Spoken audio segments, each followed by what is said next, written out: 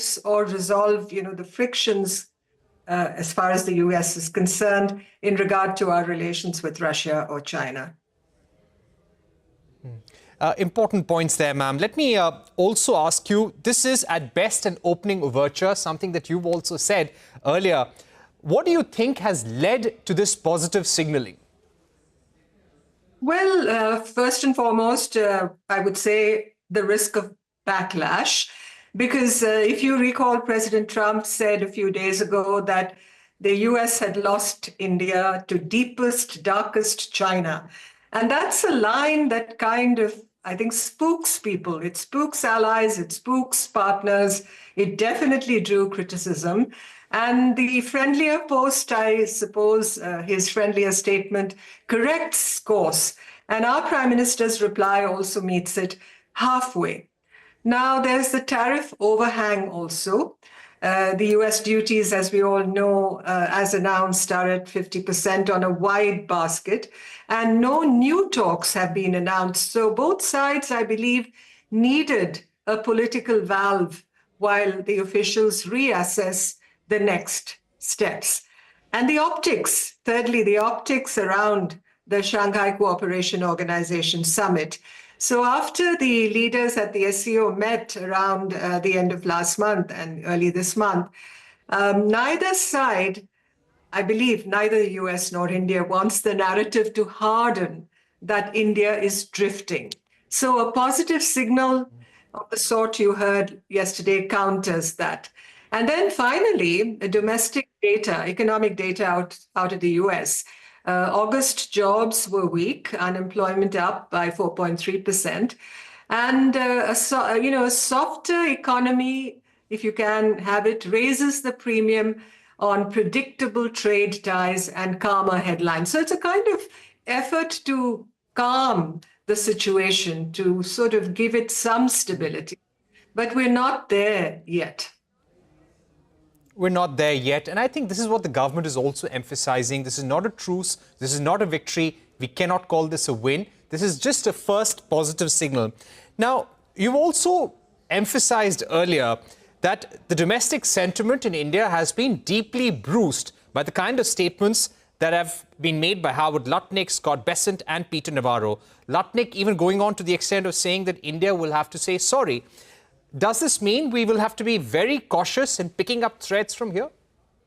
I think the Lutnick, Bessent, Navarro statement or noise or whatever you can call it has definitely stirred a hornet's nest. And domestic sentiment is rather bruised in India, as I've said before. And comments like Mr. Lutnick saying India will have to say sorry, calls for sanctions over Russian oil from Mr. Bessent, and Navarro's jabs have landed, I think, very badly in India, and they will linger in public memory. Let's not, hide that. Therefore, all this that we've been hearing, this noise, these, the way they've heaped scorn on us, I think there is necessity for caution now in tone, and of course, firmness and substance in trying to build the common ground that you referred to. So we have acknowledged Mr. Trump's remarks. Prime Minister Modi has acknowledged those remarks, but we have always rejected the premise about negotiating under ultimatums. That is not our style, that is not our approach, that is not our policy.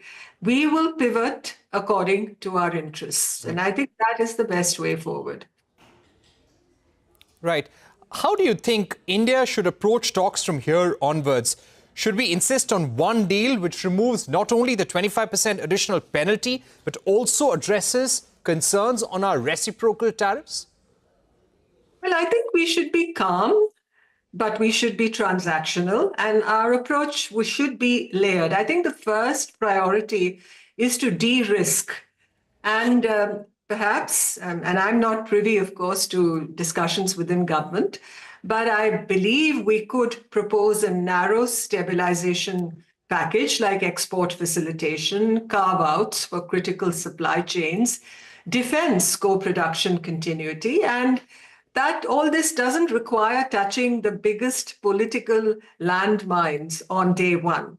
And then perhaps a very laddered trade track. Phase one, removing 25% of the additional penalty layer on top of baseline duties. Phase two, addressing reciprocal concerns like select tariff lines, data standards, agri-quotas, with performance-based triggers. And US reporting itself, I believe, notes that the 25% add-on is the immediate choke point for resuming talks, as even our press has reported. And thirdly, we need very quiet offsets, maybe targeted energy and security purchases that are commercially rational, but visibly count in Mr. Trump's ledger, without, of course, affecting our strategic autonomy. Right. Coming back to the SCO, If I may add, Parikshit, if I may add, it's better to sequence things than bundle everything, because we don't want a single deal that will invite last-minute moving of goalposts. So we take it stage at a time and let ourselves bank the relief early and condition the next tranche on verifiable steps on both sides. So you want small, bankable bites. Right. One thing that we are seeing, Scott Bessent has on Sunday again said that they are considering, along with the European Union, further sanctions, further secondary tariffs on countries that buy Russian oil, because they want to cripple the Russian economy, not allow it to wage the war. So clearly more sanctions, more secondary tariffs are not off the table. Now, how should we read the sentiment in the US when you also have this threat of further sanctions against India? Well, I think there are lessons to be learned about engaging this administration, and particularly President Trump. Forget what Mr. Bessent is saying, and forget all that. The very negative vibrations that continue to be directed towards us. I think where we deal with this administration, and particularly with the top leadership, with Mr. Trump, I know this is difficult for us to stomach and to swallow at this time, but he's looking, I think, for personal respect and institutional receipts. So if he, is able to send out positive signals to us, we can be courteous and make it visible that our leader-to-leader messages are, in the right tone. He will keep citing his wins, but even as we respond to him in as positive a manner as we can, provided he is positive too, I think it's very wise to anchor everything in written and measurable side letters. So, front load the optics, whatever they are, but backload the substance. And that is why we need to tie whatever concessions we make to dated milestones, because this is an administration.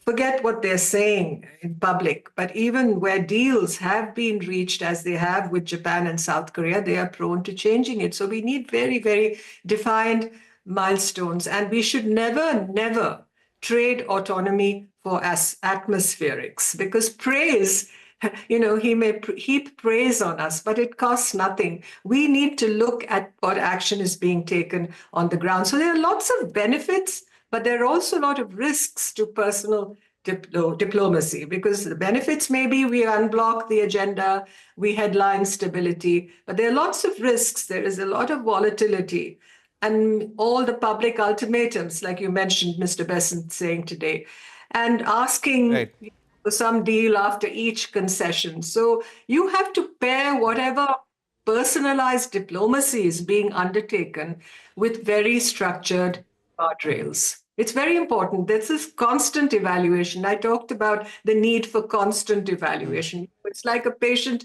in the emergency ward. You need to constantly evaluate it. And you have to be able to defend what you do back home, domestically, within this country. That's also important.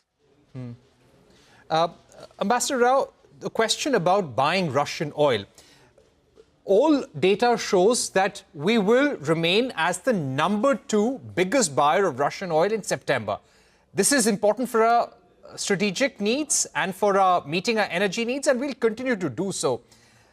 How will we show the US an intent that we can reduce or trim purchases from Russia or we have a strong intent to help the US in ending the war? Because currently this seems to be a priority for the US administration, especially Donald Trump. He has this goal of being the person who ends the Russia-Ukraine war. How does India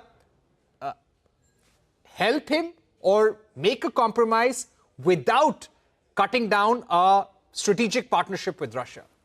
You know, we've never been for the war in Ukraine. We've been very, very vocal about the need for peace and settlement of the conflict between Russia and Ukraine. So nobody really can doubt our credentials as far as that is concerned. As far as the import of Russian oil is concerned, obviously we will be dictated by our strategic interests, by our energy needs, by our own energy security and what is good for the country. I don't believe we in any way have been privateering, as Besant and Navarro and others have been calling it, as far as this conflict between Russia and Ukraine is concerned, and reaping benefits for ourselves. So those charges, I think, need to be firmly refuted. And the United States, and that is where I think the challenge to our diplomacy lies, I think they have to understand there is an energy calculus here. And whatever we've done has been within the G7 price cap compliance. So there should be no really these Besant-style noises being continued to be made. I think what we need to establish is a 24/7 hotline protocol with the United States, and so that we can deal with these rhetoric spikes. You know, statements made like this should not escalate the problem. We should look at de-escalation. That's an important point. 24/7 hotline protocol to deal with this kind of sharp rhetoric coming in from the US. We are taking a short break, Ambassador Rao, but don't go anywhere. We'll tell our viewers to stay with us. When we return, we're going to be discussing more about the optics at the SCO summit. How much of this is a reset? How much of this is a recalibration? And also, what about India's engagement with China and the BRICS? All of that coming up on the other side.